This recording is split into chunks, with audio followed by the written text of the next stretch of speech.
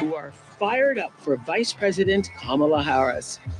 After an electrifying Democratic National Convention, Kamala Harris raised record-breaking campaign donations, became a viral sensation, and then the world watched her step into her power and dominate that debate. You're not running against Joe Biden, you're running against me.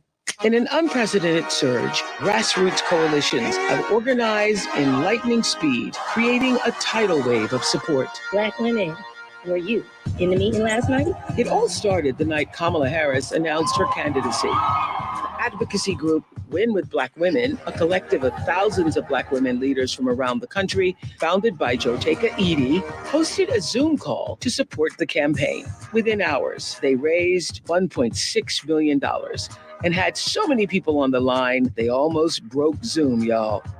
I was on Zoom with 44,000 other Black women who were all focused on getting this woman to the White House. Win with Black Women was the original spark that inspired over 100 other groups to organize their own Zooms for Kamala, like Win with Black Men, white women answer the call, white dudes for Harris, Jewish women for Kamala. Be the badass Jewesses that I know you all are. Comics for Kamala. She is the president America needs. Swifties for Kamala.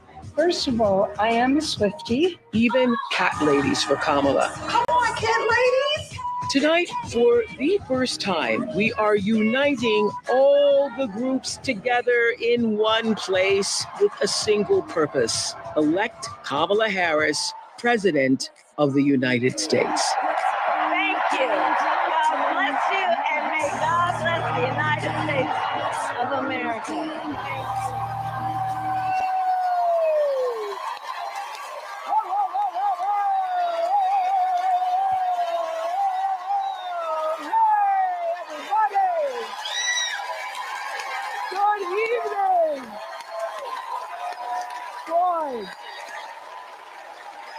Good evening. Thanks for joining us.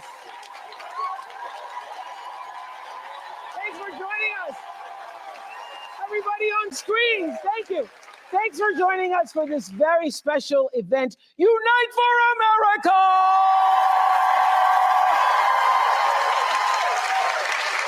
And that's exactly what we're doing live tonight, uniting from Farmington Hills in Oakland County, Michigan. We have 400 people in our audience and thousands more. Hello, all of you on screen. Hello, everybody on screen. Thousands more joining us on screen. And I am here because I care deeply about the future of our country. And I know that all of you do too. You care about the future of our country. And we just saw on this tape this grassroots, people-powered movement behind Kamala Harris has unleashed a unifying force unlike anything we've seen in politics in a very long time. And I know lots of people are feeling it because it actually is hope and joy rising. And there's been a, can you feel it? You can feel it. You can feel it. You can feel it. We can feel it. We can feel it. You can feel it. You can feel it. There's been so much talk. There's been so much talk about that word joy. And I think it's such a good thing because it means that there is a real feeling of optimism and hope, making that comeback, as Michelle Obama said, for this new day that's no longer on the horizon. The new day is actually here. We're in it. We're living it. So let me tell you how this event began. I was on the phone with Joteka Edie, founder of Win with Black Women. We're going to be talking to her a little later on. And we were talking about all the groups inspired by Win with Black Women who had 47,000 women on one call 3 hours after Kamala Harris announced that she was going to be running. 3 hours afterwards, 47,000 women were on the phone. And Joteka and I were talking, wouldn't it be great if we brought all the groups together? Because that phone call inspired all the other groups. And so we said, wouldn't it be great if we brought all the groups together at one time? And that's why we're here. So we have the Cat Ladies for Kamala here. Rural America Republicans for Harris, caregivers for Kamala, train lovers for Harris Waltz. I didn't know there were train lovers. Train lovers, chefs for Kamala, love that group. Republicans for Harris, love that group even more. We've got Swifties, where are you? Swifties for Kamala! And in addition to thousands of you all who I am just meeting here tonight on screen, I see some faces I recognize. There's Bryan Cranston. Hey, Bryan. Hey. Hello, hello, hello. Where are you? Bryan Cranston. I hear Chris Rock is in the house. Chris, where are you? Chris Rock is in the house. Ben Stiller, Jennifer Lopez, Tracy Ellis Ross. Jennifer Lopez, where are you, Jennifer? Yes! Tracy Ellis Ross, where are you? Tracy Ellis, where are you on the screen? Tracy Ellis.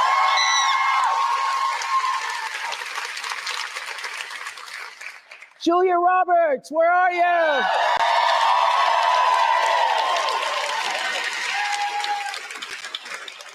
And Miss Meryl Streep is in the house.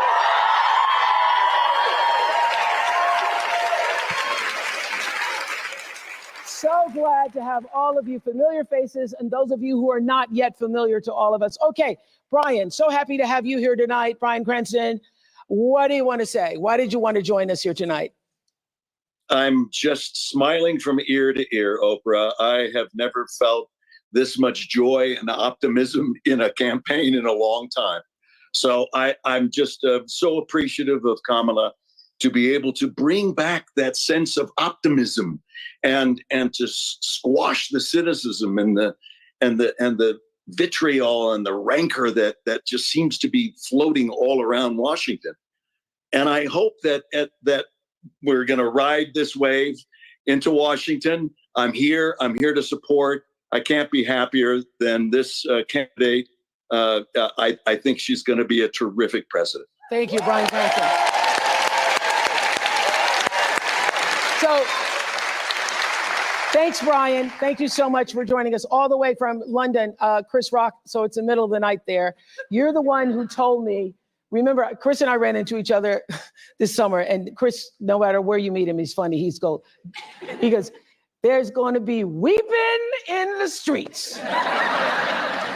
Are we ready for the weeping in the streets? When Kamala Harris becomes president of the United States of America. Weeping in the streets. What do you want to say, sir? I've always been a fan of Kamala, even back when she was running for. I remember writing her a check when she was like the district attorney for something. Maybe it was to get out of a parking ticket or something. But I've been writing her checks for a long time, and I just want to bring my daughters to the White House to meet this Black woman president.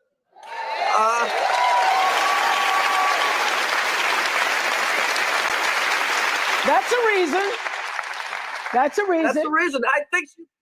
I think she would make a great president. And I'm ready to turn the page, man.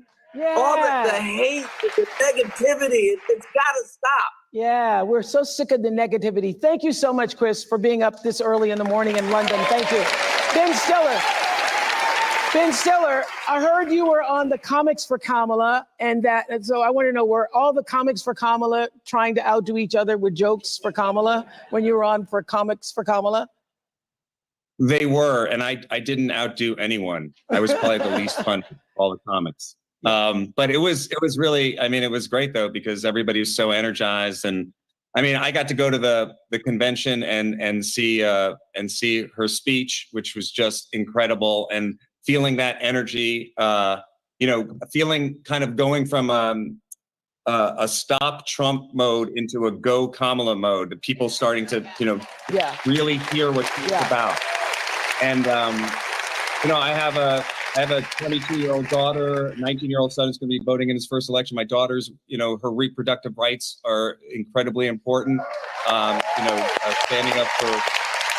Thank you, Ben. Thank you, Ben. And I think standing up for, yeah. I think what Chris said, we're ready to turn the page. Thank you, Ben Stiller. So we are all together, united for one cause, and that is to get out the vote for Kamala Harris. Joteka Edie is here, and you describe Win with Black Women as a collective love letter to ourselves. I know you all been doing this a long time. I was on a lot of calls with y'all in 2020, but we ain't never seen nothing like this before, right? Stand up, tell us what is happening. Explain the power of what happened 3 hours after Kamala, we knew that she was going to step into this candidacy. First of all, Oprah, this is amazing to just be united. And that night, Black women everywhere, we knew one thing. We wanted to gather in our joy, and we knew that we needed to get to work. And on that night, Black women, the 44,000 on that Zoom, and the additional 50,000 Black women and our friends that joined to watch that Zoom, what we knew was that it was a moment in our country to show what Black women have always done. That love letter that I often speak of. That love letter is a letter that started years before any of us in this room, you, myself, were even born. And it started by Black women years ago who knew this moment would be here, but they worked and they knew they wouldn't see it, but one day we would. And I just think that it is an honor for all of us to be able to usher in this moment, knowing that those who watered this mighty field are now allowing us to eat of the fruit. Whoa! Of the trees that is there. Thank you so much. And so, as I said, that call from Win with Black Women is what inspired all the other groups. So White Dudes for Harris raised a bunch of money. Lead organizer Ross Morales Roquetto is here, right? Ross? And I hear that my producer told me you've been working in politics a long time, and that really for more than 20 years, and that you said you hadn't seen anything like this. I haven't seen anything like this since 2008. When President Obama was elected. And when he got elected, it was about a newness and a hope. This time, it's about an exuberance and an excitement that you only get from hard-fought wins and hard-fought losses and knowing what's at stake. And that's why we're not going back. That's why we're not going back. We're not going back.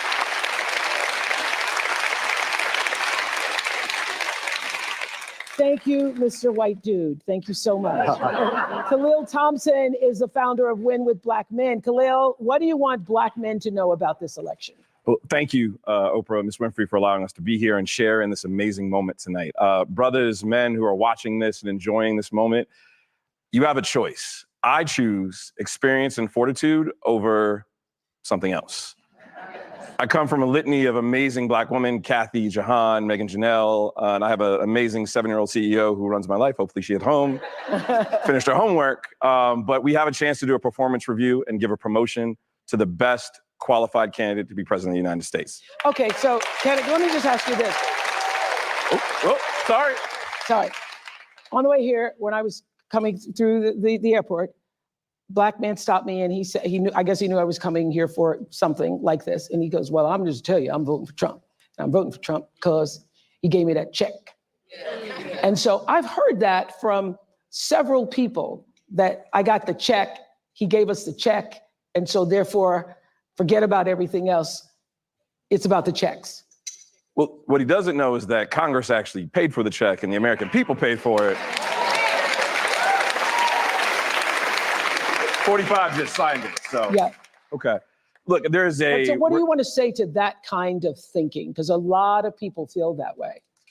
We're not a monolith. You can have your viewpoint and views for where you believe, but I think choosing, if I have the choice to go into someone to make the best decision for my family, I don't want someone who has 34 convictions.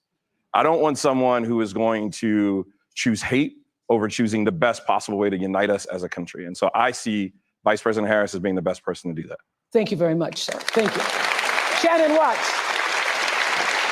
Shannon Watts is the organizer of White Women Answer the Call. Shannon, what do you want to say? What do you want to say specifically to white women in Oakland County, white women throughout the United States about this moment in answering the call? Even if you are a white woman who is voting for Kamala Harris, that's not enough. You have to get off the sidelines and do the work like Black women and Black men have been doing for decades and follow the lead of people like Jotega Edie, whose lead we followed on our call. We have to be waking up every day and phone banking and knocking doors and sending texts. But most important, we have to be persuading the white women in our lives. We may be part of the 47%, but we know the 53%. They're our mothers and our sisters and our friends, and we have to tell them to vote not just in their own self-interests, but in all women's best interests. Right, and so that's what tonight is all about. Tonight is all about leaving this moment here and figuring out what it is you can do in your own home, in your own community, in your own district to spread the word and spread the vote. So Bianca Shaw is the youth director for South Asians for Harris. What are you hearing from the South Asian community? Yes, thank you so much for that question. I want to start off and say, when I answered that call that I would be here, I said me. Are you sure? Because I cannot believe it, but thank you so much. South Asians for Harris, we are an official, AANHPI campaign affiliate with the group. And I just want to say that the aunties, the uncles, the students, we're coming out in numbers we've never seen before, out to mobilize for Kamala Devi Harris in this campaign, because not only does she represent, our South Asian heritage, our love for Idli, but she also represents the values that, our parents, our grandparents immigrated to this country to keep and maintain. And she does that so well, and we need to maintain that. Thank you. It's about the values. I'm with you. Thank you. Okay, before the vice president joins us, I want to bring out a local Michigander. I love saying Michigander around here. She's known as Big Gretch. Please welcome Michigan Governor Gretchen Whitmer. Big Gretch. Fresh to the new tray, and that's Big Gretch. Sorry, cross on her name, because that's Big Gretch. We ain't even about to scratch. Gretchen Whitmer.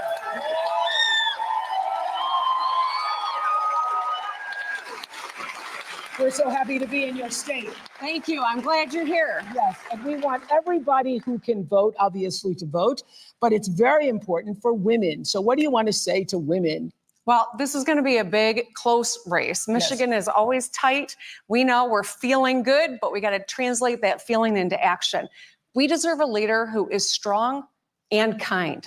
It's not mutually exclusive. And that's why I think this moment is so important for all of us today, but for our kids and future generations too. There's so much at stake here, from our individual reproductive freedom to the ability to get ahead and make a good living and take care of your family. That's all on the line this election. Yes, strong and kind. Yes. Isn't that a notion? And what can Michigan do to help get Kamala Harris to the White House? I think we've got to do the hard work. In 2016, we were short 11,000 votes. That's 2 votes per precinct, which tells you that a conversation you have with a loved one or a neighbor or a fellow parishioner, whomever in your life you can talk to, we've got to do it. Do something, as Michelle Obama said at the convention. Well, this is what we're doing tonight. We're doing something. Thank you for allowing us in your state. Thank you so much. Thank you so much. Have a seat there. Right there.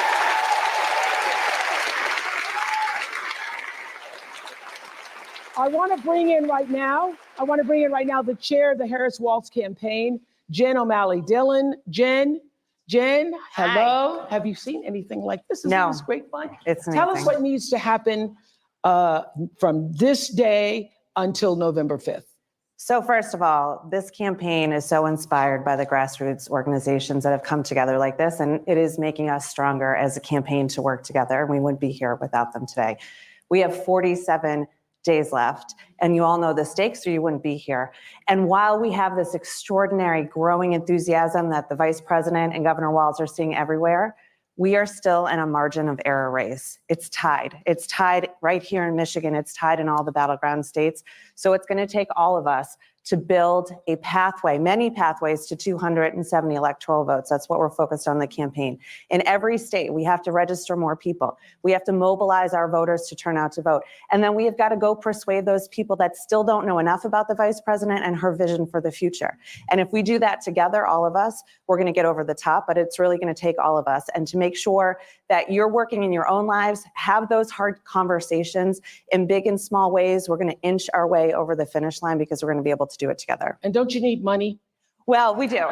We do. And these groups need money too. All of us do, because the work is happening on the ground and in the communities. So if you want to help in any way at all in the campaign, go to go.kamalaharris.com. But if you want to help and not be formally engaged with us and join any of these groups here, that's what we need too. It's going to take all of us. Yes, and I think that everybody on the screens, everybody in this room, everybody who's listening, you become your own grassroots organization when we leave this moment that we're sharing here tonight, and you do what you can in your community. It's not enough just to join us all. We love having you here, but the rah-rah moment is going to end, and then we need to get to work. We need to get busy. Okay, thank you, Jim. I have to just say this, that the social media team for the Harris campaign has been killing it. They have been killing it. I think that team helped spark this people-led movement. And here's a short look at the rallying cry across social media. I'm watching the Kamala Harris rally right now, and wow, I'm like crying. So Tony and I just got done knocking 48 doors in King of Prussia, Pennsylvania. Majority, if not all, independent Republican libertarian doors.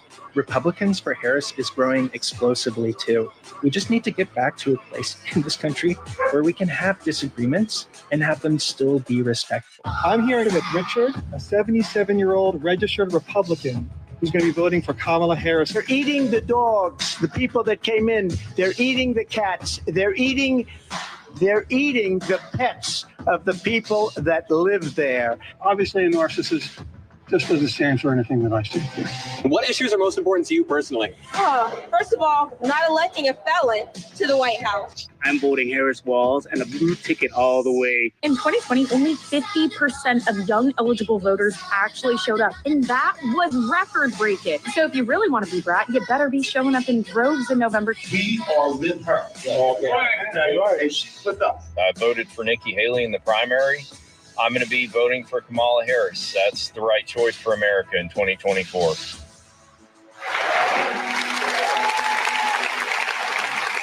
Let me tell you, it is about character, and it's about decency and respect and all the things that we were raised to believe about what it means to be an American citizen and pursue the American dream. And if that is important to you, I hope whether you are a Democrat or a Republican or somewhere in the middle, you will choose to vote your values, because values are on the line in this election. And in no other country on this earth could her story unfold the way it has. From a child of immigrants to big sister to McDonald's worker, there is hope for y'all.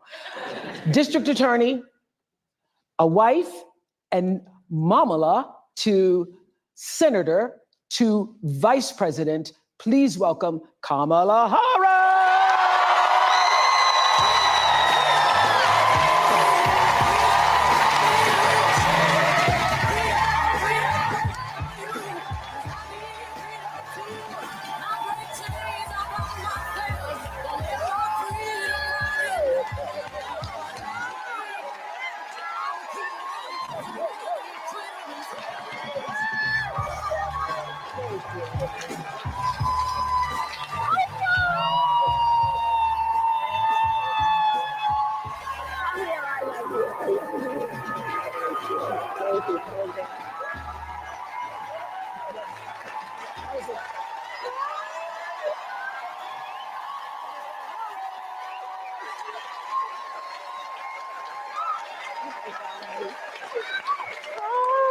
So welcome to hello, Madam Vice President. Hello, welcome to Michigan. It's so good to be back. And Governor, thank you for everything you are and everything you do for the state. Thank you. Well, thank you. Can you see this? We have 1,000 screens here representing people from all over the country. Hi, everyone. Can you feel? Can you yes. feel? Can you feel it? Can you feel the joy rising in here? I can, and I have to tell you, there's so much that I love about our campaign because it really is about the people. And I look around at these screens, Oprah, I look at who's in the room, and this is America. This is America. You know, I was saying with a group of friends earlier, I think in this moment where we've dealt with so much that I think is quite exhausting around powerful forces that would try and divide us and try us to have us as Americans pointing fingers at each other. Yes. That this movement that is about reminding each other that we have so much more in common than what separates us is so critically important. And this is about the strength of who we are as Americans. And this movement that we're in about, as I like to say, seeing in the face of a stranger, a neighbor. Yes. Right? Yes. An extension of love thy neighbor, that you literally in the face of a stranger see a neighbor. Yes. And approach each other with that level of dignity and grace and kindness. Well, that's exactly what happened with the Win with Black Women. I know you've known Joe Taker for many years. Thank you, my That's dear. exactly what happened. She started it. They had the big call. They had the big call and then said, let's open the door. Yeah. Let's open the door and invite everybody else in. And everybody actually came. Organically. Yes. Organically. Like, this is the beauty of our country. There's so much at stake in this election. And ultimately, the question before us is, what kind of country do we want to live in? And the beauty of a democracy, as long as we can hold on to it, the beauty of a democracy is each of us has the power. Each of us has the power to answer that question. That's right. Everybody on this call and beyond has the power. But can I just start with this? Yes, please. I have to say this because in all of my private conversations, Gail, and I've said this 100 times, and everybody is saying it, you all have said it, I know you have. It seems to us that something happened to you the moment President Biden, stepped aside and withdrew his candidacy, that a veil or something dropped and you just stepped into your power. I mean, literally, looking at you at a speech like the week before, which was a great speech, very nice. And then the next week, I saw you walking in the thing.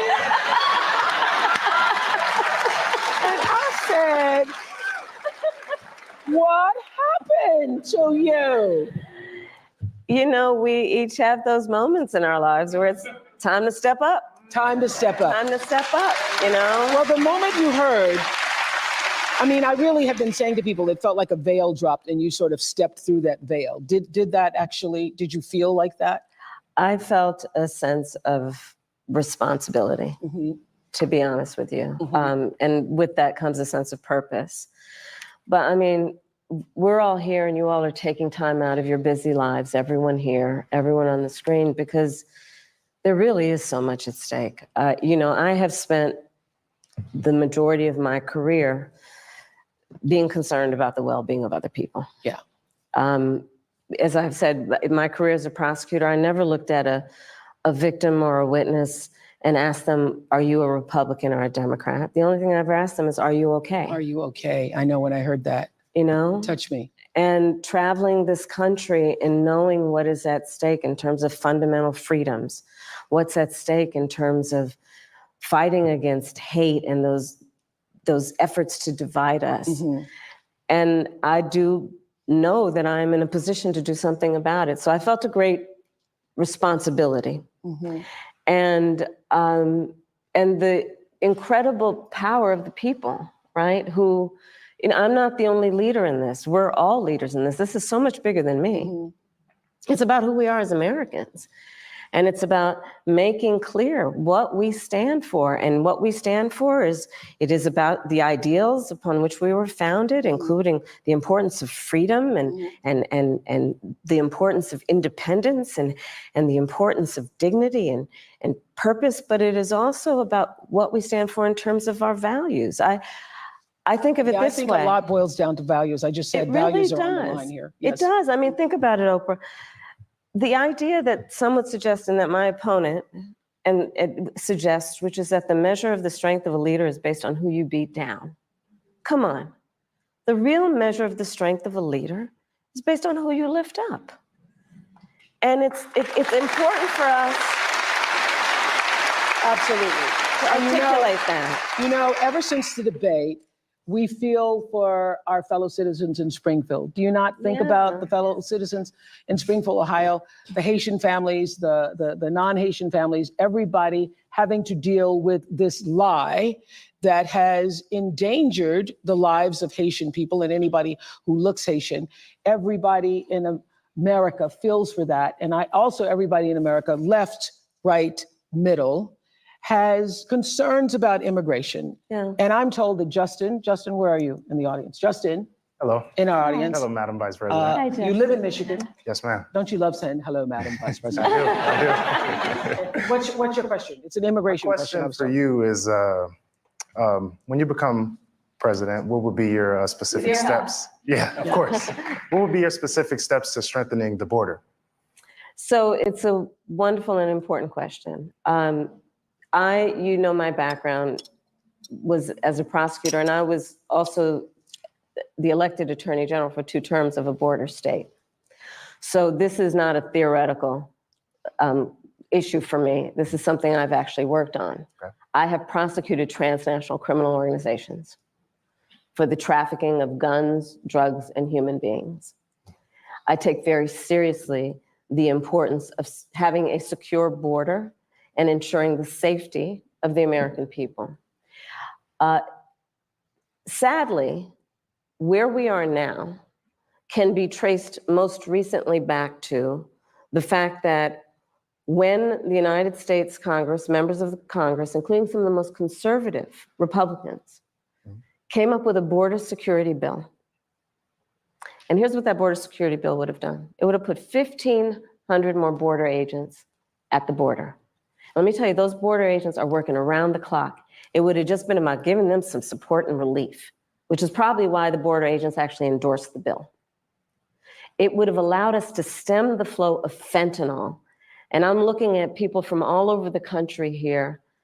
So I don't need to tell the folks who are watching this what fentanyl has done to families, to kids in our country, and the need to take seriously stemming the flow coming into our country and addressing that extraordinary and tragic issue in terms of its effect. The bill would have allowed us to have more resources to prosecute transnational criminal organizations. And it would have been part of the solution. And Donald Trump called up those folks and said, don't put that bill on the floor for a vote. He blocked the bill, and you know why?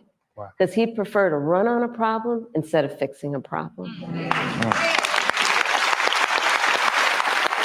And he has put his personal political security before border security. Because understand, even in the intervening months, what that bill would have done to give support to folks who care about this issue. And this again gets to the point about what does leadership really look like? And is it about you or is it about the people? Right. Is it about running on problems or fixing problems? My work and my career has always been about saying, let's fix problems. Let's address the needs, because we know it's within our capacity to do that. So to answer Justin's question, now that that bill has gone and hasn't passed, will you reintroduce that? Absolutely. And when I am elected president of the United States, I will make sure that bill gets to my desk and I will sign it into law. Thank you, Justin. Thank you, Justin. Listen to this. A majority of young Americans, 18 to 34, say that the cost of living is their top issue ahead of the election. Let's take a look. Groceries are extremely expensive right now. I don't understand how people are affording life right now. For so many Americans, the high cost of living is their top concern this election. Rachel, $435 to last us till the end of the month. Okay? What? In Philadelphia, Rachel and Garrett say they have to watch every penny. When I think of middle class, I think about people who are able to just get up and go and do things within their means and like not extravagant things, but be able to get up and go to dinner whenever they want, or maybe take that trip, that long weekend trip. We don't have that luxury. By a long shot, her tax plan is phenomenal, no glaze. Kamala Harris just delivered her new economic plan, and boy, oh boy, is it good for small business owners. Holy shit, you guys. Kamala Harris is going to announce tomorrow a $25,000 tax credit for first-time home buyers. When I am elected president, I will make it a top priority to bring down costs and increase economic security for all Americans. Well, Rachel and Garrett are joining us on Zoom from Pennsylvania, and I understand your sister and brother-in-law moved in, and you're hoping to save money to have a second child? That's right. Hi, Oprah. Hi, Madam Vice President. It's nice to be with you all. Yes. Hi. And so what did you want to say to the Vice President? So, Madam Vice President, we are, like many, many young Americans, just experiencing a very high cost of living. We ended up giving up our apartment, moving in with our parents who were so gracious to take us in for over a year so that we could save money and ultimately buy a home, because that's what we thought the American dream was, to get married and buy a home and have a baby. And now here we are, and our mortgage is incredibly higher than what we thought it would be. And my sister and our brother-in-law are living with us right now so that they can hopefully one day do the same. And while it's beneficial for us because they help us pay off some of our mortgage, it's also beneficial for them because they can save on cheaper rent. But we really would love to know what your plan is to help lower the cost of living. Yeah, first of all, thank you both for being here. And yours is a story I hear around the country as I travel. And in terms of both rightly having the right to have aspirations and dreams and ambitions for your family, and working hard and finding that the American dream is, for this generation and so many recently, far more elusive than it's been. And we need to deal with that. And there are a number of ways. One is bringing down the cost of everyday necessities, including groceries. So that's why I'm taking on, for example, price gouging. Which is when, most companies and corporations are good, but for those bad ones, they take advantage of people, especially during a pandemic or extreme weather, and they end up jacking up prices, and there needs to be accountability and consequence for that. So I'm going to be taking on price gouging. But it's also about dealing with what we need to do around home ownership, right? So as someone mentioned during this film, look, I grew up a child of a mother who worked very hard. She raised me and my sister, and she saved up. And by the time I was a teenager, she was able to buy a home. And we grew up actually for a long time in an apartment on top of a childcare center that was owned by the woman we called our second mother, because she helped my mother raise us. And she was a small business owner, Miss Shelton. So I'll bring all this together to tell you the way I think about it is, one, when people work hard and have a dream of buying a home, we should give you the opportunity to be able to do that, which is why part of my plan is for first-time homeowners, buyers, to have a $25,000 down payment assistance to buy your first home. Because people just need to be able to get their foot in the door, and then you'll do the hard work. Part of my plan is what we need to do to support small businesses, because my second mother was a small business owner, and I love our small businesses and our small business owners. They are not only business leaders, they are community leaders. They mentor, they hire locally. And we have so many entrepreneurs in our country who have great ideas, incredible work ethic, but not necessarily access to capital, because not everybody, like my opponent, was handed $400 million on a silver plate that he filed bankruptcy 6 times on. And so part of my plan is to give startup small businesses a $50,000 tax deduction to start up their small business. Right now it's $5,000. Nobody can start a small business with $5,000. So that's part of my plan. That's a teeny tiny business. That's a business in teeny tiny business. It's a concept of a business, Yeah. right? Yes. You know where I'm going. That's right. And it's still on paper with the $5,000. It's still on paper. It just hasn't happened, right? Part of to speak to you guys and your family and your dreams is what we need to do around giving middle-class families tax breaks. And so part of my plan is also to extend and expand the child tax credit to $6,000 so that you can, in the first year of your child's life, have the resources to be able to buy a crib and a car seat and clothes for your baby, knowing that's such an extraordinarily important time in their development, and you shouldn't have to worry about how you're going to take care of their basic needs. All of this and more is part of what I plan to build, and I call it an opportunity economy.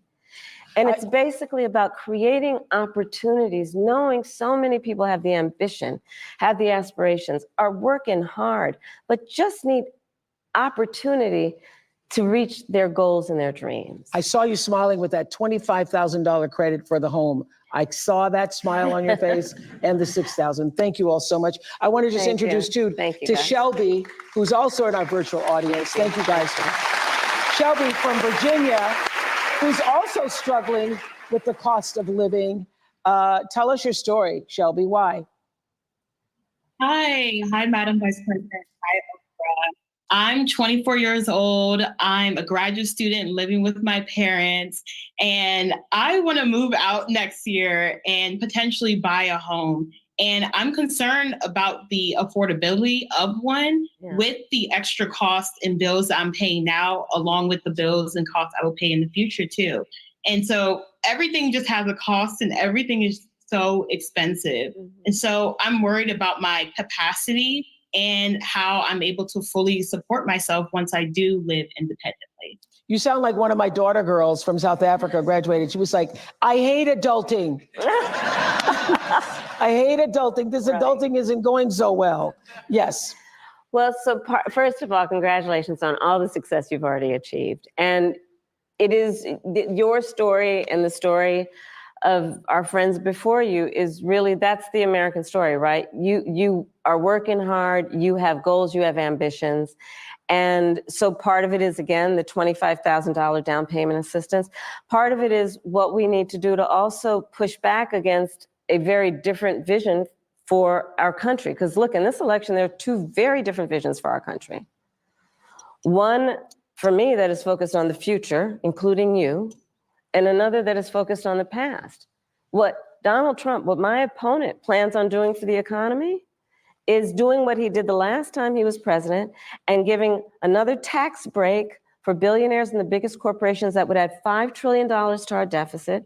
And get this, he plans on doing what I call a Trump sales tax, which is basically he's going to put a 20% tax on everyday necessities that economists have estimated will cost the average American $4,000 more a year, which is why Goldman Sachs, which is why Moody's, which is why Wharton School of Business, which is why 16 Nobel laureates have collectively determined, after analyzing our plans, 1, mine would strengthen the economy, his would weaken it.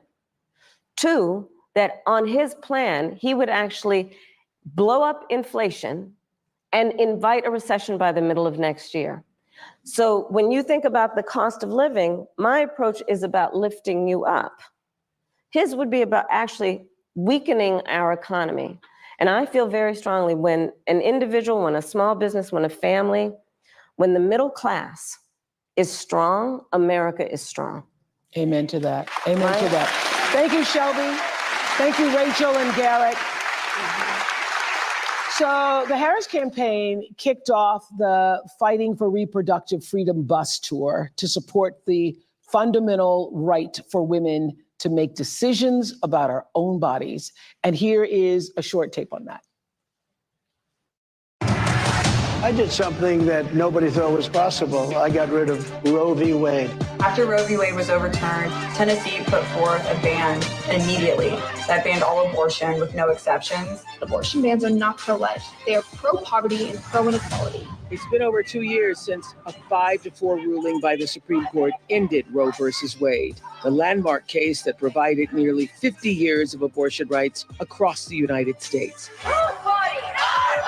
Since then, abortions have been banned in over a dozen states. Many women and doctors say the limits on reproductive rights have forced them into unimaginable situations. These policies do not reflect evidence-based medical practice. They do not keep my patients safe.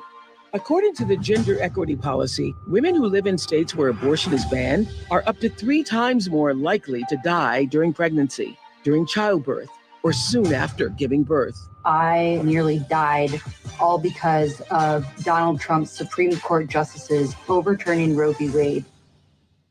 So for the millions of you who watched the Democratic National Convention, you will remember Hadley Duvall telling her incredibly powerful story. And in case you didn't see it, here's just a brief look. Growing up, I was an all-American girl. Varsity soccer captain, cheerleading captain, homecoming queen, and survivor.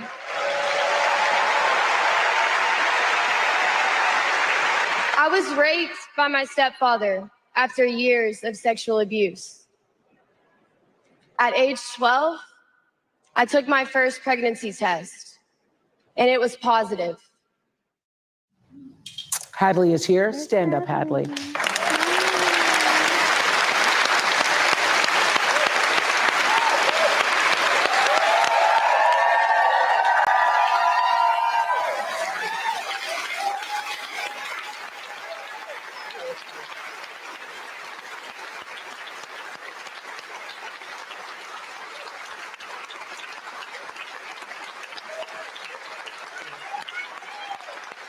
I can tell you, we are all standing up because we are so impressed by your courage to stand up and share your story. Where did that come from, the strength to do this? Because I'm sure you thought long and hard before deciding to go public with your story.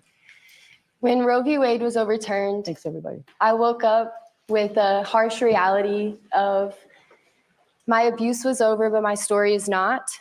And I just could not fathom thinking about the other Hadleys out there that don't have that choice, that don't have somebody to go to. So being able to find courage and be the light for them, that's really what I do it for. And so what do you want to say to other people who are voting in this election regarding what happened to you and what that means?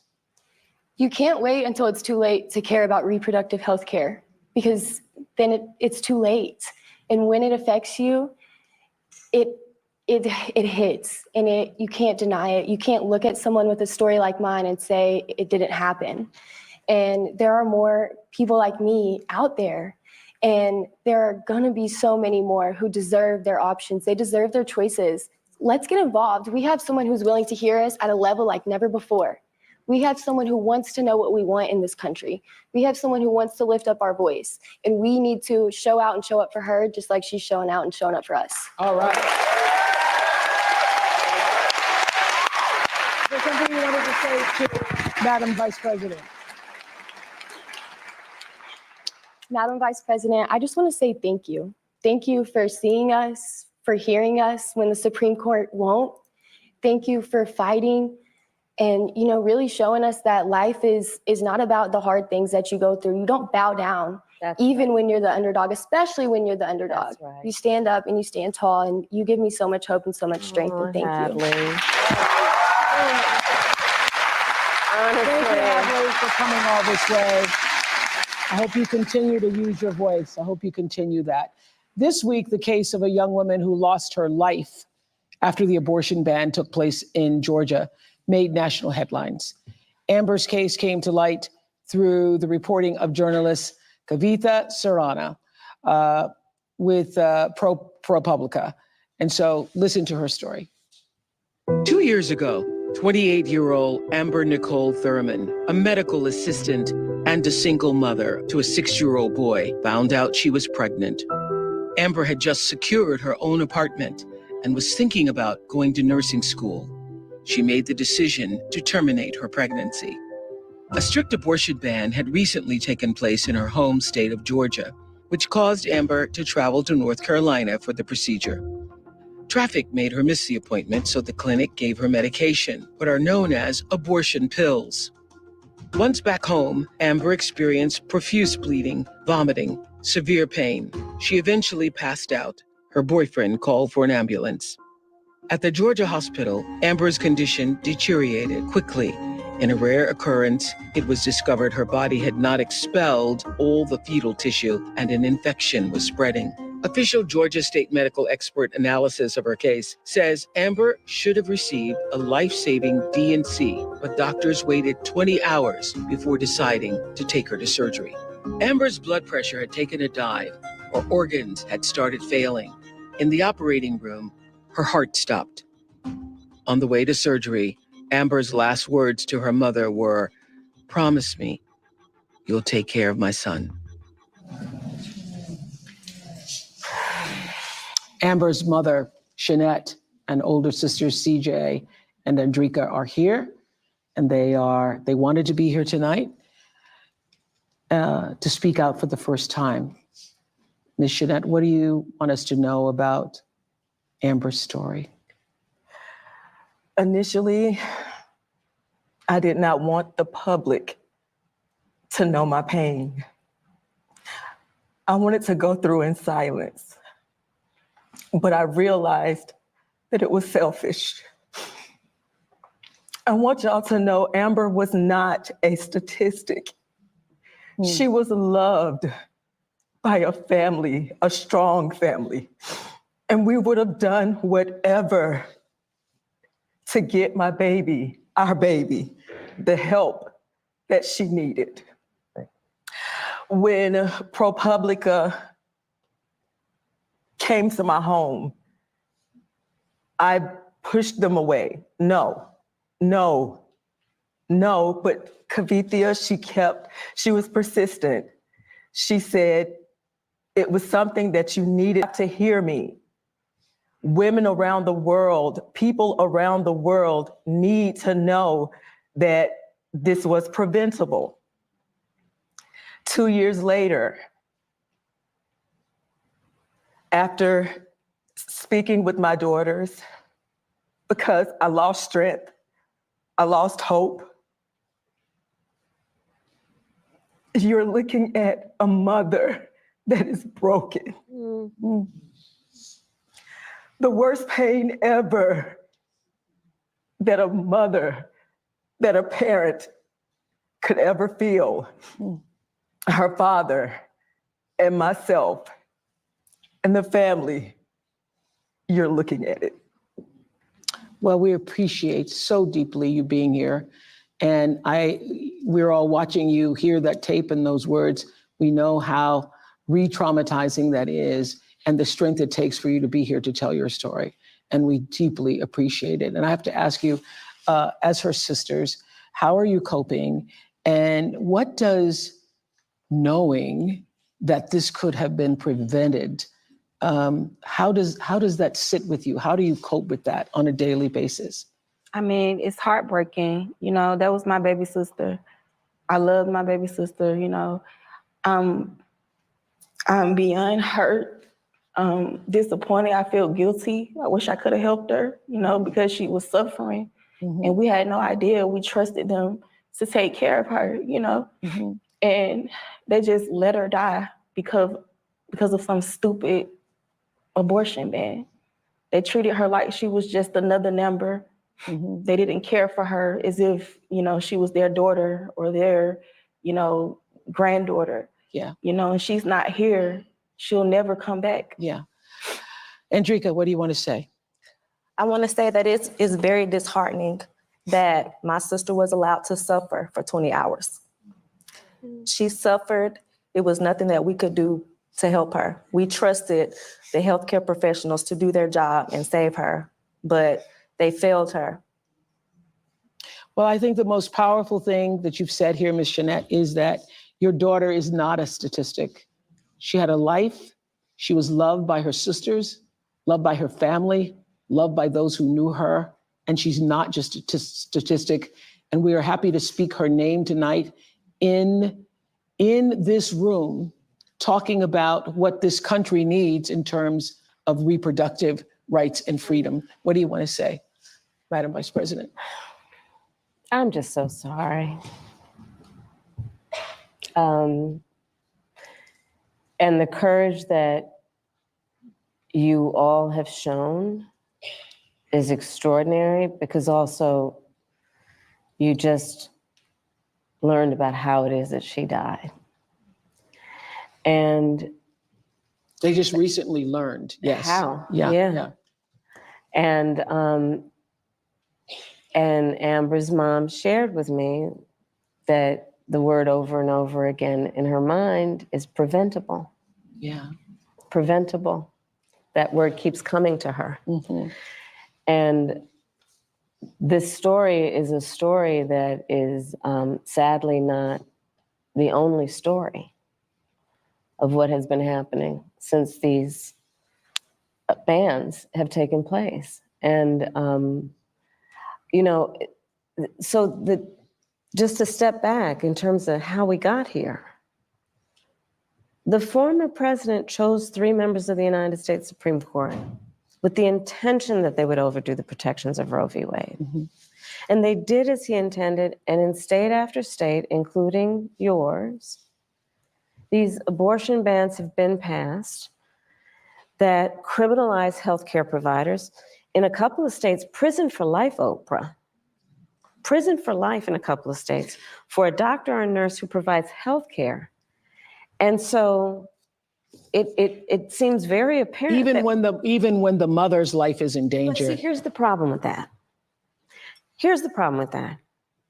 So is she on death's door before you actually decide to give her help? Mm-hmm. That's the problem. Is that what we're saying? Yeah. That you've got to prove you're on death's door. Like literally a doctor or a nurse has to say, she might die any minute, better give her now care. Mm-hmm. Because otherwise I might go to prison for life in some cases. Mm. Think about what we're doing in terms of saying that certain people who are in these state houses, and then starting with the former president of the United States, think they're in a better position than a doctor or a nurse to determine when their patient needs medical care. This literally, and Amber's story highlights the fact that among everything that is wrong with these bans and what has happened in terms of the overturning of Roe v. Wade, it's a healthcare crisis. It's a healthcare crisis that affects the patient and the profession. And going back to Hadley's story, and Hadley, you've been so remarkable in telling your story and being so strong in the way you do it. And both of these stories really, the courage for it out of pain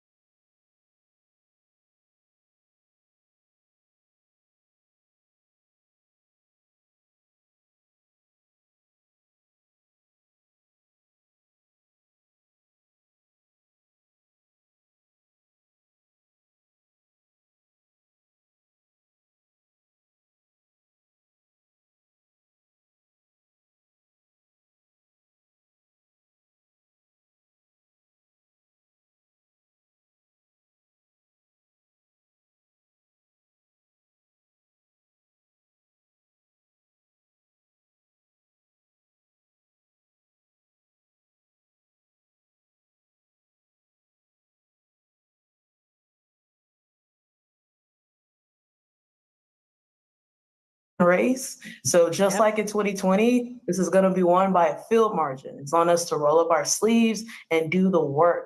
Let's make phone calls and knock on doors. Go to go.kamalaharris.com to join this people-powered movement. That way, when we look back, we won't just be remembering how we felt, we'll be remembering what we did. Woo! I love that. I love that. Y'all, I love that. That's a big takeaway because we're all feeling really good right now. But what really matters is what are we going to do? Absolutely. What are we going to do? Thank you so much, Star. I see somebody else on the screen, Julia Roberts. Hi, Julia. Hi. Hi. I heard you were so excited you wanted to be here tonight. Why? Well, first of all, Oprah, thank you for hosting this, because I guess if I started a voting club, it would be conversationalists for Kamala. Yes. Because to talk, to listen, to be heard, to have this back and forth is so unique in this campaign to beautiful, wonderful Kamala Harris, who I've had the good fortune of knowing.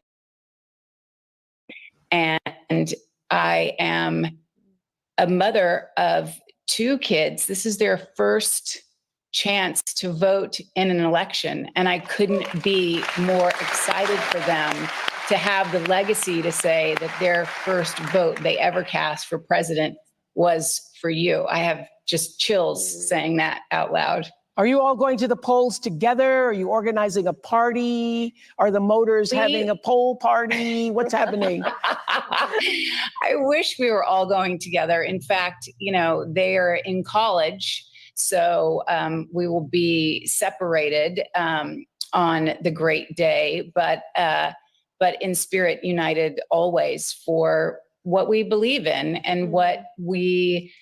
I feel like it's interesting. We talk so much about being Americans united for something, but this has become such a global representation of our country and what we stand for. And I get to travel internationally a lot. And I want people to say, "Oh, you're American," and not, "Oh, how's it going over there?" Yes. So I want to get back to that space. Exactly. Thank you, Julia. Exactly. Thank you. And hey, there's Tracy Ellis Ross coming up there. Tracy, now listen, if anybody should have a voting party, I think it should be at your house because you have great parties, girl. I just want to say hi. Hello, Madam Vice President. It's just an honor. I actually have never met you, which is crazy. And hi, Oprah. Wait, what did I miss? We just saw each other the other day. Okay. Oh, hi, Tracy. Hi. Hi, Oprah. How you doing? Hi, good. Yeah. This is exciting, though, isn't it? Isn't it exciting? It's exciting. It's exciting because I believe in democracy. I believe in the future of our country, in reproductive freedom, bodily autonomy, women leading. I believe in decency. The idea of leading with joy and kindness has always been in my DNA. And I'm here both for the seriousness of this election, but the joy with which it is being handled. It is stunning. And then I also really want to remind everybody, it hasn't been mentioned, but voting up and down the ballot is incredibly important. Your freedom and your daily life are all the way up and down that ballot. People are policies, and we need the right people in all areas, all positions. And then I would like to say to you 2 women, thank you for what you represent, because as a 52-year-old childless woman, I want to say to the people who think that a woman's worth is measured in her baby count, I mean, shout out to all the amazing mothers, but the childless women have been mothering the world and elevating culture as aunties, godmothers, teachers, mentors, sisters, and friends, and the list goes on. And you do not need to push out a baby to help push humanity forward. Amen to that. Thank you so much, Tracy Ellis Ross. Thank you so much. So another important issue this election is, of course, our safety. And just 2 weeks ago, our country experienced yet another horrific school shooting. Watch this. It's 10:30 a.m. at Robb Elementary in Uvalde. The school is recognizing my 10-year-old daughter, Lexi, for receiving all A's. 30 minutes later, a gunman murders her, 18 classmates and 2 teachers. In the last 25 years, there have been 417 school shootings in the United States, and more than 383,000 students have experienced gun violence while at school. More children and adolescents are killed by guns each year than anything else nationwide. Just 2 weeks ago, Appalachia High School in Winder, Georgia, became the latest area to face every parent's worst nightmare. Tonight, breaking news as we come on the air, the deadly high school shooting. 2 students and 2 teachers killed. Police and parents racing to the scene outside Atlanta. Oh my goodness. There is a shooting at my granddaughter's school. We had to drag our teacher's body into the classroom. We heard him take his last breath. We live in a country where 383,000 children have been exposed to gun violence. Now just sit with that number for a second. It's a number until it's your child. This is not normal, y'all. Yep. This is not normal, and this is not right. Other people in other countries do not have this issue. We, Americans, we have to do better. We have to do better. We cannot continue to just settle for our thoughts and prayers. Lives are being destroyed. 15-year-old Natalie Griffith and her parents, Doug and Marilda, are here. And Natalie, we are so sorry to know that you too have been added to that number because you were in algebra class when you were shot twice by a 14-year-old fellow student. We're so glad that you lived to tell your story. And so how are you tonight? Well, before that thing, the video, I was very happy. I still am very happy to be here and to tell my story and what happened, because it was a terrible thing, and it should not have. What's it called? Where were you shot? Where were you I was physically shot?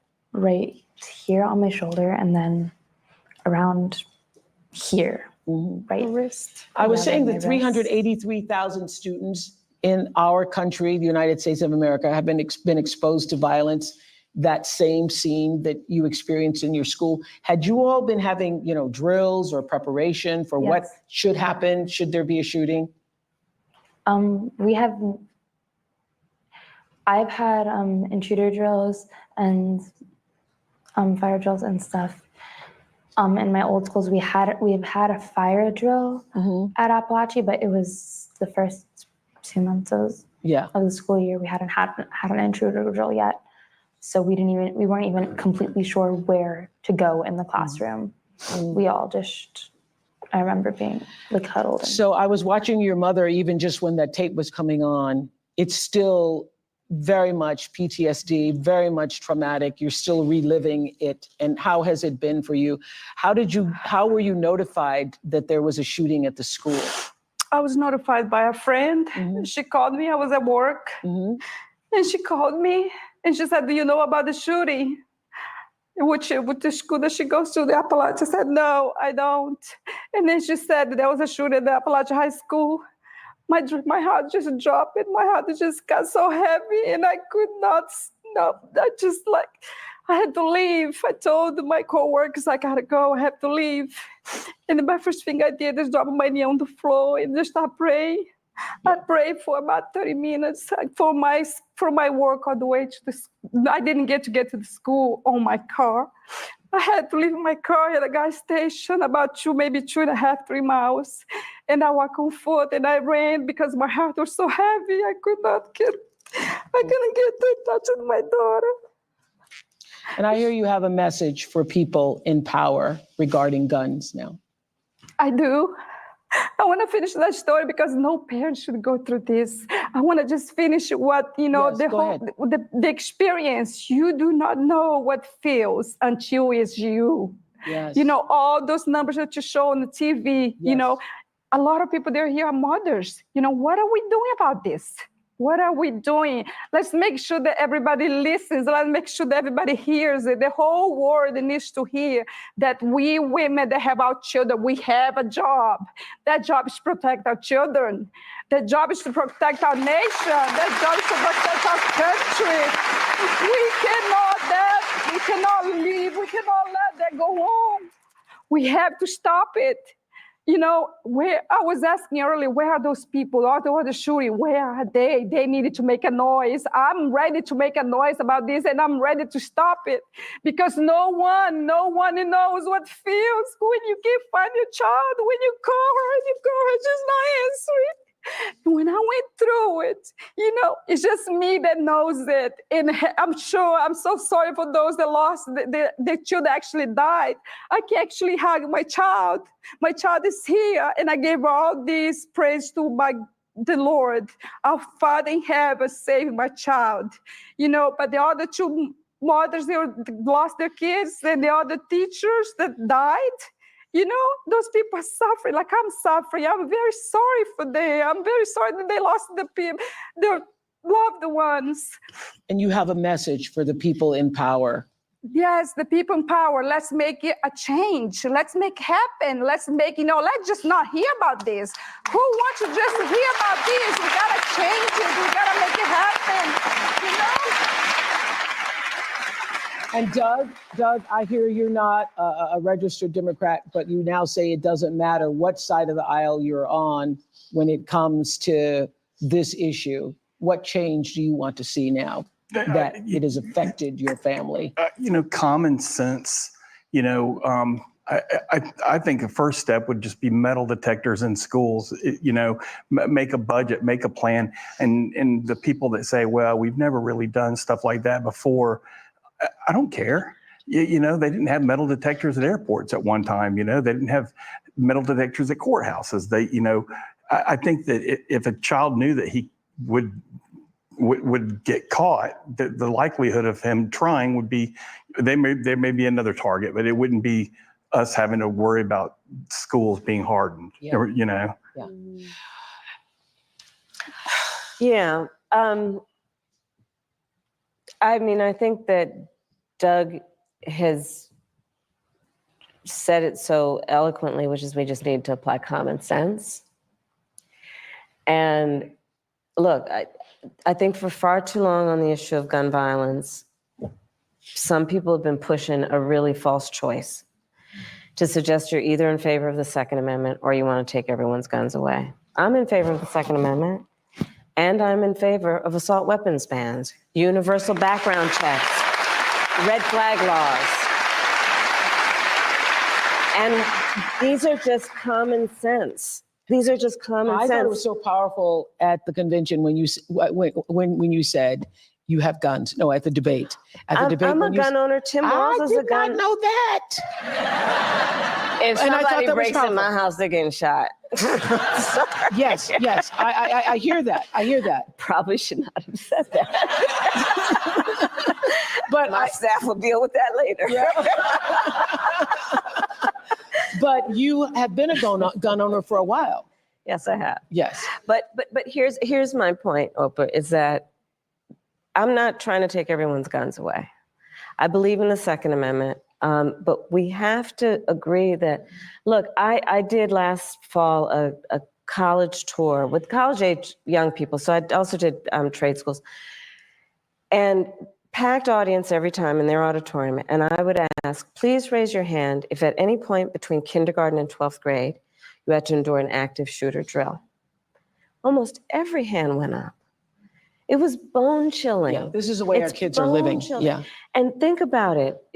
You know, I grew up, we had fire drills only. Well, I grew up in California. We also had earthquake drills. But the fact that our children are sitting in a classroom where they should be fulfilling their God-given potential and exploring the wonders of the world, and some part of their brain realizes somebody could bust through that classroom door with a weapon, with an assault weapon.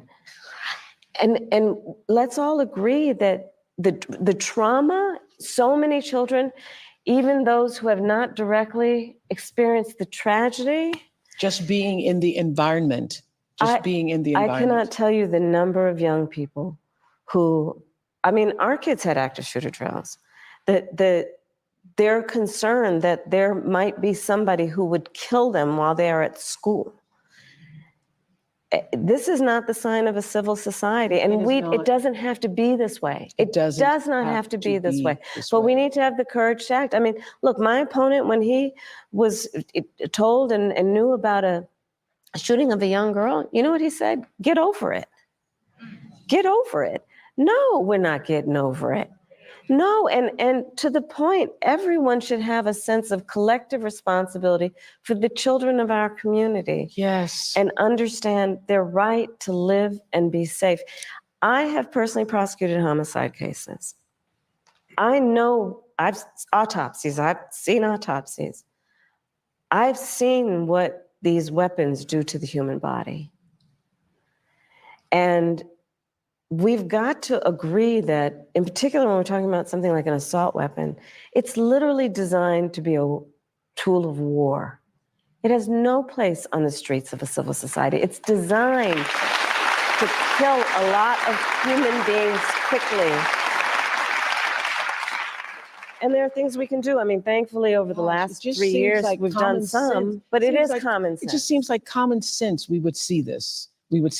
I think I think that the majority of Americans agree with you that we do not want assault weapons in the hands of children and other people who have no business with those types of weapons. Right. We know this is true. So we thank you, Natalie, and your family for being here. And good luck in that marching band this year. I hear you're going to go out for the marching band still. Thank you for inviting us. Thank you. Unfortunately, it's a sad moment for us, but I wanted to make sure that, we came because we needed to be heard and we needed to, change has to be made, and we're ready to fight for this. Thank you. Thank you. Okay, we want to hear what's going on in another battleground state. Tracy is a regional organizing director in Nevada. Tracy, tell us how things are going for you. Hi.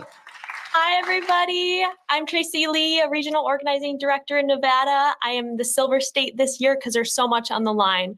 From healthcare to lowering costs, these issues impact all of us. My team and I have been building relationships with voters across this state because here in Nevada, we know that enthusiasm alone does not win campaigns. Organizing does.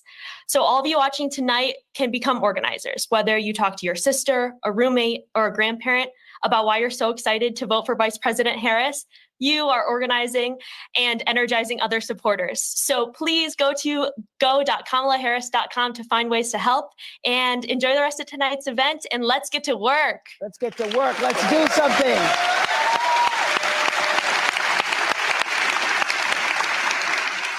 Meryl Streep, hello. You and I. Hi, Meryl Streep. You and I talked about this moment. Hi. How are you feeling? How are you feeling about the momentum? Oh man, this has been overwhelming to have the privilege to sit in and listen to the testimony of the people here. Hello, President Harris. Not yet.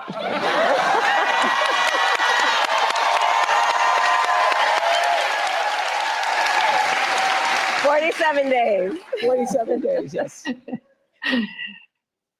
From my mouth to God's ear. And hello, Oprah.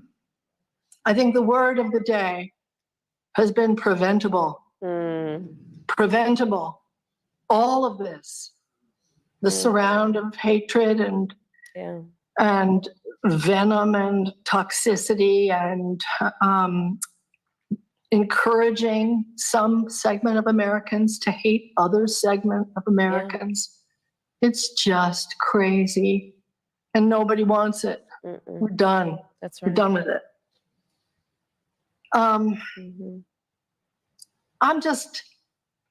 I wanted to ask you, I can't believe I had this opportunity. I probably never will again. If I have a little Debbie Downer moment, because actually, I think you're going to win. I'm sure you're going to win. But what happens when you win and he doesn't accept it? And you know that there's going to be this long slog of shenanigans. And I'm wondering how we get to that moment, how we preserve certification on January 6th. Because if it doesn't happen, it'll be maybe thrown back to the legislatures of the states. And I've been working with state government citizens campaign, which is sgcamerica.com. So they're great. They're doing the unglamorous down ballot work of promoting those candidates, because I'm worried about it, and I wonder if we're ready for January 7th, 8th, 9th, and what happens? What happens? So we will be ready, but just taking a step back, and thank you, Marilyn, for just the gift that you give, your talent, your creativity. Thank you for being here.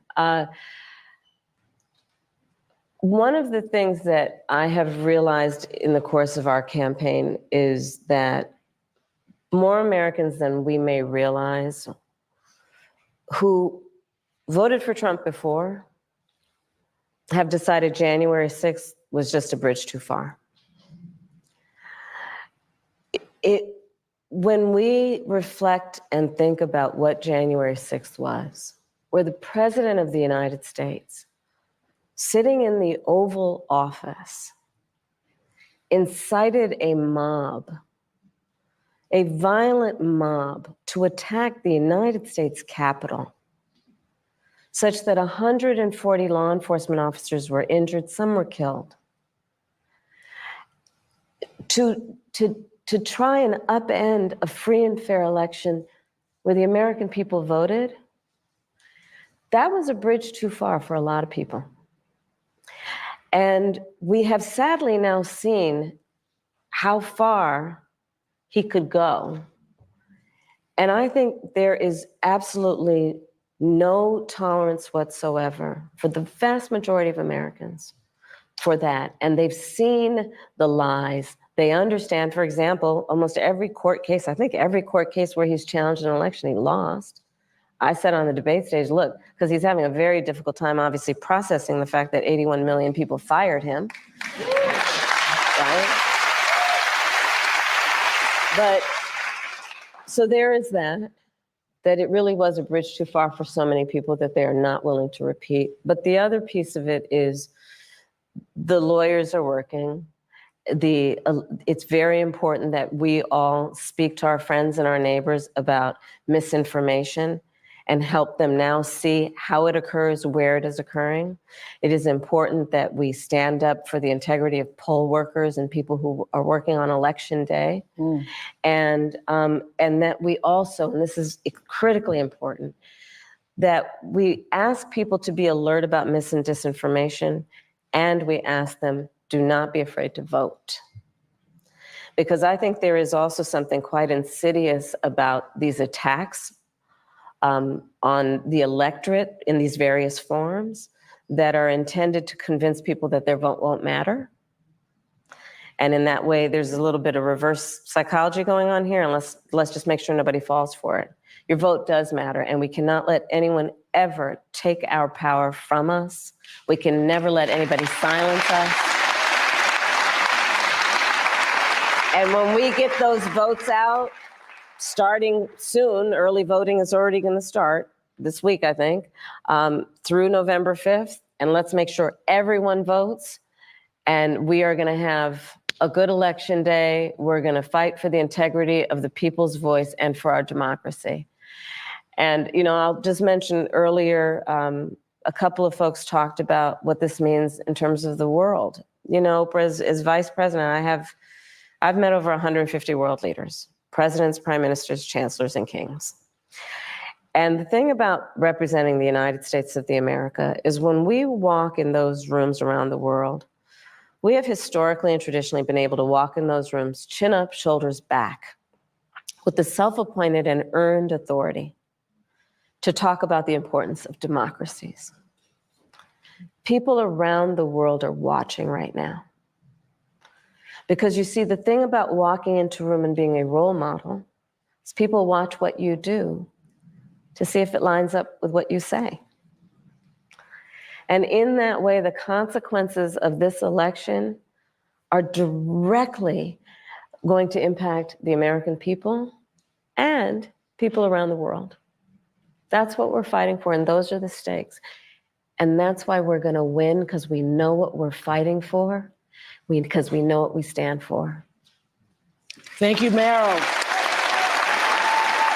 So, thank you, Meryl. What is on your heart to say to the American people as we have 47 days until November 5th? What's on your heart? To say to particularly those people who are still undecided or maybe indifferent or on the fence still? We love our country. I love our country. I know we all do. That's why everybody's here right now. We love our country. We take pride in the privilege of being American. And this is a moment where we can and must come together as Americans, understanding we have so much more in common than what separates us. Let's come together with the character that we are so proud of about who we are, which is we are an optimistic people. We are an optimistic people. Americans, by character, are people who have dreams and ambitions and aspirations. We believe in what is possible. We believe in what can be.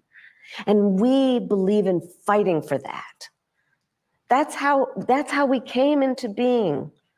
Because the people before us understood that one of the greatest expressions for the love of our country, one of the greatest expressions of patriotism, is to fight for the ideals of who we are, which includes freedom to make decisions about your own body, freedom to be safe from gun violence, freedom to have access to the ballot box, freedom to be who you are and just be, to love who you love openly and with pride, freedom to just be. And that's who we are. We believe in all that. And so this is a moment where we stand knowing what we are fighting for. We're not fighting against. It's what we're fighting for. Thank you. Thank you, Madam Vice President. Thank you.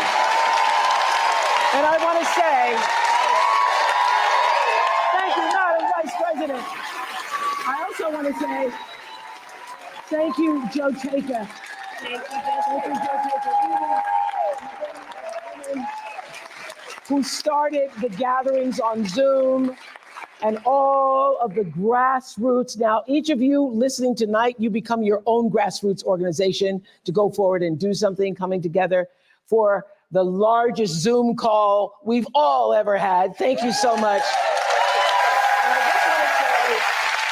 I just want to say, for all of you watching who are still on the fence, you're in the middle, you're independent as I am, or whether you're just still don't know what you're going to do. This is the moment for all decent people all caring people who want the best for yourself and you want the best for other people. This is the moment for people who are tired of all of the bickering and all of the name calling, people who are exhausted by the craziness and the made up stories and the conspiracies. This is the moment. You want to get on with your life because you know that we can do better and that we deserve better. You know this. I know you know this. I know you feel this. I know this is what you're saying amongst yourselves. It's in all the conversations that we're having, that you're having. And we're better than this. We're better. We're better. And we want to create a world where our children will be safe in school again. And as my friend and mentor, Maya Angelou, always said, when you know better, you got to do better. Thank you. So let's do better and vote for Kamala Harris. Thank you to all of our special guests. Thank you for sharing your stories, for being here, Ms. Shanat. Vice President Harris, we thank you. We hope you keep fighting for us and the country we deserve to have. Thank you so much. Thank you. To find out more about how you can register or where you can vote, go to iwillvote.com. Good night, everybody. Thank you on Zoom.